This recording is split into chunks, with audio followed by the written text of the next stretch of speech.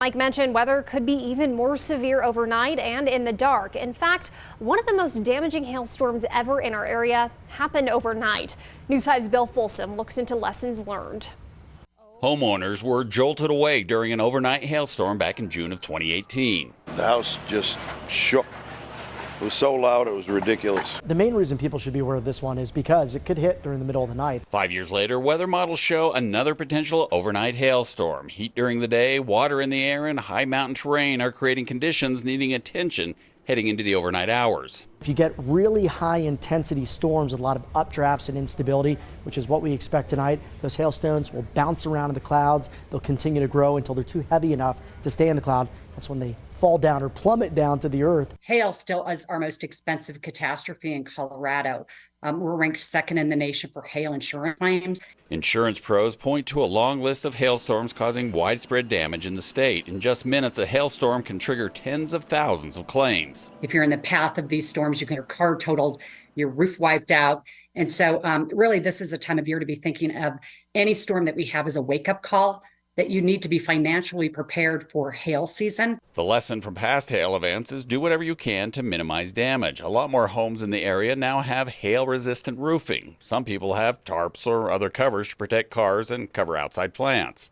Do everything you can to prevent having a claim, because it is a headache. It is something that you don't want to have to file a claim. You don't want to have damage to your car. So get it in the garage overnight if you can, just to be on the safe side.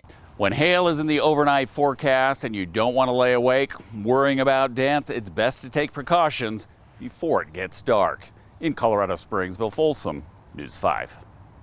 Bill, thank you. Severe weather season is also a good time to do a refresher and look at your insurance policies. We're told there are some home insurance policies with deductibles that are higher for hail damage. It's an option to keep premiums down, but there are homeowners who forget they have it and are taken off guard when filing hail damage claims. Well, we just showed you the storm from 2018. We're taking you back now to July of 2016, where Colorado Springs saw its most costly hailstorm on record. That's according to data from the Rocky Mountain Insurance Association. This storm caused $352 million worth of damage in the city, but it's still not the most costly damage the state has seen from hail. These are numbers from storms throughout the last decade in the state. That 2016 storm ranks 5th for most expensive in damage. A 2009 storm in Pueblo ranked 9th with over $232 million in damages. The most costly storm rocked the Denver metro area in 2017. You may remember baseball-sized hail left over $2 billion in damages in parts of Golden and Lakewood. No baseball-sized hail here tonight, at least not yet, but hailstorms across our area are bringing in hailstones ranging from size. Check out these viewer pics of just how large that hail has gotten so far. We've seen some pea-sized stones in North Springs and along Voyager, and Bonnie Ganoche saw bigger hail out east near the Safeway on Dublin and Austin Bluffs. Bigger than her toe, you see there. A little bit east of that, our graphics guy Nick Chamberlain saw hail fitting in his palm right there. It looks to be about quarter size or so, but you may hear there is 2-inch size hail possible. Sometimes the actual size is misinterpreted. So we're here to help put it in perspective. A 2-inch sized hailstone is about the size of an egg. Those baseball sized hail that cost Denver billions of dollars in damages, not too far off from what we could see tonight.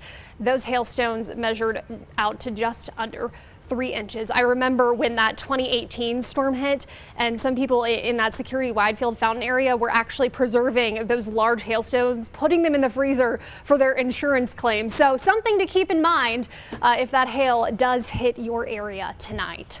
Let's get to our other headlines.